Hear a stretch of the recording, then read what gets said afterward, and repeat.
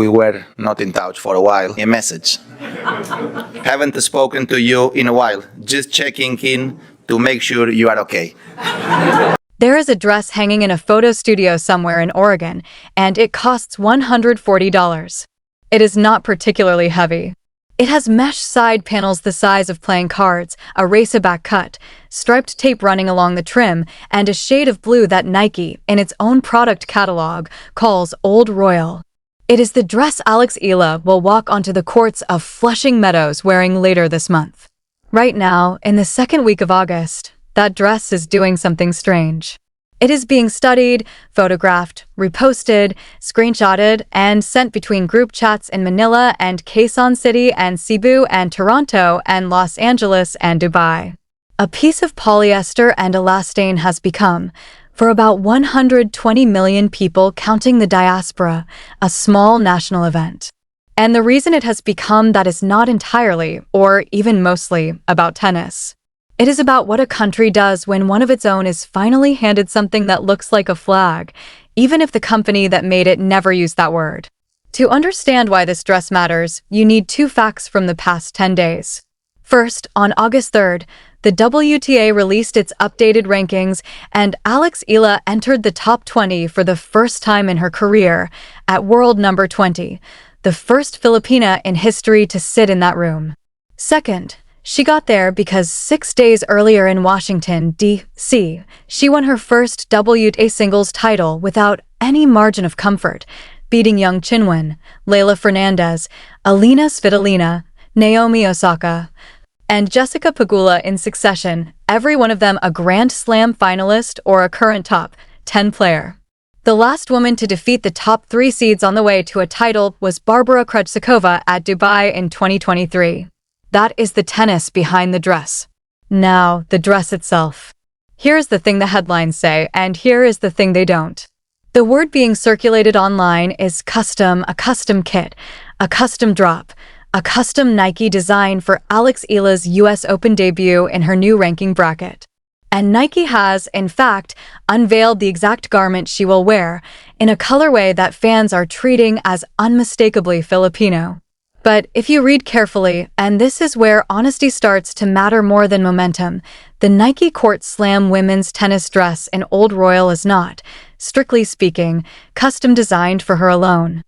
According to reporting from a major sports outlet's tennis desk, the same silhouette will appear on other Nike athletes at the same tournament. Aryna Sabalenka is wearing a companion piece from the same basketball-inspired collection, the one with the netting-style mesh that drew a mixed reaction online last week. Eala is being used, in the most literal marketing sense, as the face of a design that other players will also wear. She is a Nike athlete. She is not yet a Nike signature athlete.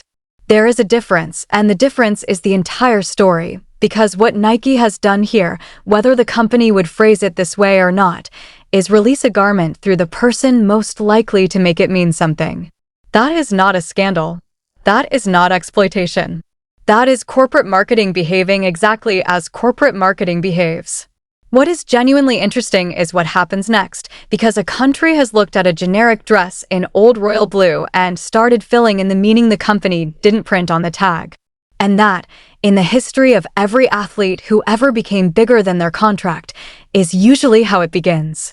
Let's take this piece by piece, because the details are where the actual story lives. The dress, Nike Court Slam women's tennis dress, product code DM9420-417, retailing at $140 on Nike's own website. Deep royal blue body, black and white outlines, mesh panels running along the sides and back for ventilation, cut in what Nike describes as basketball-inspired large-hole netting, a racerback silhouette designed to sit clean under the swoosh, a medium support bra, and striped tape at the trim. Nike's marketing copy for the dress uses the phrase, "strike first." That is the object, what she will wear on television, in front of some of the largest audiences of her life, from late August through however far she goes.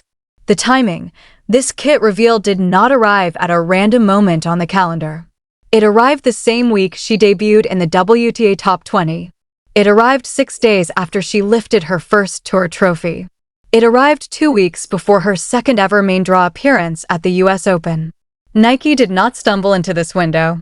Companies do not stumble into windows. Nike's actual position in tennis right now is the piece most viewers don't know, and it changes how you read the dress. According to recent sports business analysis, Nike currently has exactly one female tennis signature athlete on its global roster, Naomi Osaka. That's it. Zheng Qinwen has a collection, but it's only available in Asian markets. On the men's side, Jannik Sinner had his logo teased almost 2 years ago at the ATP Finals in Turin, and it still hasn't produced a full signature line. Carlos Alcaraz's signature logo has been trademarked but never publicly launched. Nike, the same company that once dressed Nadal and Serena, is now watching Adidas eat into a market it used to own. The US Open, in Nike's internal language, is a home game, and they are being outplayed. That is the commercial vacuum into which Alex Eala just walked, a 21-year-old Filipino with 7 top 10 wins this season, a career-high ranking, and the kind of story that markets itself in 17 languages at once. If you were sitting in a conference room in Beaverton, Oregon, staring at a projection screen, you would do exactly what Nike just did. You would put a dress on her and see what the market says back. Now, and this is important, Nike has already done genuinely custom work for Alex Eala before, quietly. Last year, tied to her Vogue Philippines cover, Nike released a small limited edition capsule called In Full Bloom. It featured the sampaguita, the national flower of the Philippines, designed by a Manila-based artist named Georgina Camus, rendered against a stylized tennis court background. There was a shirt, there were accessories, and, most tellingly, there was a hair tie with a sampaguita motif. Nike confirmed publicly that particular piece was made exclusively for Eala's own use and would not be sold commercially. That is what genuinely custom looks like. That is the real precedent. The old royal dress is louder, it reaches more people, and it sits inside a Grand Slam broadcast rather than a magazine cover shoot. But the intimate work, the flower, the hair tie, the country's fingerprint on the garment, Nike has already done that. So when Filipino fans look at the new dress and ask, is this ours in the way the sampaguita piece was ours? They are not asking a naive question. They're asking whether the appetizer is about to become the tasting menu. Now step back for a moment, because tennis is being made to carry a lot in this story, and it is worth remembering that Eala has actually earned every gram of the weight. 5 matches at the DC Open. Young 4-6, 6-4, 6-1, coming back from a set and a breakdown. Fernandez, tour-tested and dangerous on hard courts. Svitolina, the 3rd seed and an Olympic bronze medalist. Osaka, a 4-time Grand Slam champion playing her way back to relevance. Pegula, the top seed, in the final. Nobody breezed through. Every match was contested. Those wins pushed her season total of top 10 victories to 7, tied for the most on tour with Svitolina and Elena Rybakina. She is not being marketed. She is being reported. There is a difference, and it matters. When Nike hangs a dress in a photo studio, it can invent a story. When Alex Eala walks off court 6 days in a row against that particular gauntlet of opponents, the story invents itself. And now, the piece the country cannot stop talking about, the color. Nike calls it Old Royal. The Philippine flag, since the 1998 amendment to the Flag and Heraldic Code, uses royal blue as its official upper band. Nike has not said, publicly or privately, that the shade was chosen with the Philippines in mind. It is a colorway from a broader collection, and other Nike athletes will wear pieces from the same palette. But an entire country is looking at that shade of blue on this specific player, at this specific tournament, and doing the arithmetic anyway. Sometimes the meaning a country supplies is louder than the meaning a company printed. Nike did not have to make the dress Filipino. Filipino viewers made it Filipino the moment they saw it. That is not a manufactured emotion. That is what happens when a person and a color meet at the right moment in front of the right audience. Whether Nike planned it or not is, at this point, almost beside the point. The audience has already decided. The people covering this story have not been shy about its scale. One major outlet, in its coverage of the DC Open final on August 3rd, described Eala as a breakout star whose title win would propel her to a career-high number 20 in the world. The WTA's own official recap, published the same day, called her, in plain, unadorned language, the first Filipina to reach the top 20 and singled out the difficulty of her draw. The Krejcikovidu by 2023 comparison is not a phrase the WTA hands out lightly. On the commercial side, one tennis business report laid out Nike's situation with unusual bluntness. Post-Nadal, post-Serena, the American brand has fallen behind in tennis, and if anything can jolt Nike back to life, it is, in their words, the rapid rise of Eala. That is not a Filipino publication being patriotic. That is an American commercial sports outlet looking at a corporate balance sheet and telling its readers that a 21-year-old from Quezon City, maybe the most valuable marketing asset women's tennis, has produced this year outside of the very top of the rankings. Read that twice. It is doing more work than it looks like it is doing. The stakes here are bigger than one dress or one tournament.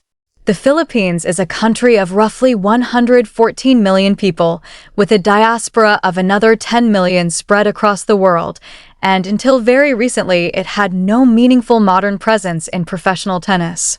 The Filipino record at a Grand Slam is still, believe it or not, held by Felicissimo Ampon, the quarterfinals of the French Championships in 1952 and 1953, more than 70 years ago. Nobody had come closer since, not a semi-final, not another quarterfinal, until Eala reached the fourth round of Wimbledon this summer and quietly made herself the closest active Filipino to that 70-year-old ceiling. That is the historical scale a single dress is being asked to carry, which is why the fan reaction has been what it has been. On tennis forums, the response was split, some celebrating the visibility, others pointing out, correctly, that the dress is generic and Nike is using Eala to market it. Both readings are true at the same time. Filipino Instagram and Facebook accounts have leaned harder into the flag color reading. Neither camp is wrong. What they are doing, collectively, is the exact process by which an athlete stops being marketed and starts being adopted. Osaka went through this. Serena went through this. The company sells you the product. The audience decides whether the product is you. In Eala's case, that decision seems to already be made, and the dress hasn't even hit a match court yet. None of this, though, erases what happened yesterday. On August 9th, in the round of 16 at the Canadian Open in Toronto, Alex Eala lost 4-6, love, 6 to Belinda Bencic. She won 4 games. The second set was a bagel. 6 days after the biggest win of her professional life, playing her 5th match in 7 days against a former Olympic gold medalist, her body did what tired bodies do. This is the part of the story that gets left out of dress announcements. She is 21 years old. She has been on court almost continuously through the North American swing, and she got beaten cleanly by an experienced opponent playing sharp tennis. It happens. It will happen again. What matters is that she plays Cincinnati starting tomorrow, and then, 15 days from now, she walks into Arthur Ashe Stadium in that royal blue dress with the entire weight of a country's projection stitched into the mesh. Fatigue is real. So is the calendar. Both are true. So here's where we land. The word attached to this story is custom, and the honest correction is that the dress, in the strict technical sense, is not custom. Other Nike players will wear the same design. There is no Alex Eala logo stitched into the collar the way Osaka has her line or Sinner has his fox. That, as of tonight, is the factual position. But what a dress means has never been decided by a product tag. It is decided by who is wearing it, at what moment in their career, in front of which audience, carrying whose hopes.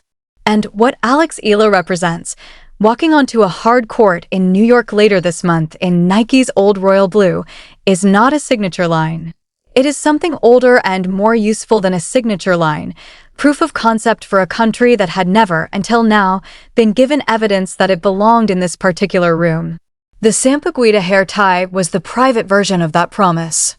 The DC trophy was the public version. The old royal dress is the televised version. If you have followed her from the Junior US Open crown in 2022 through the ranking climb, through the Miami quarterfinal, through the Birmingham grass title this summer, through last week in Washington. You already know how this chapter is going to be judged, not by whether the dress sells out on Nike. But by what she does in it. Cincinnati begins tomorrow. The U.S. Open begins on the 24th. Ampon's 73-year-old benchmark is still standing. Because whatever the tag says, the dress is not the story. She is.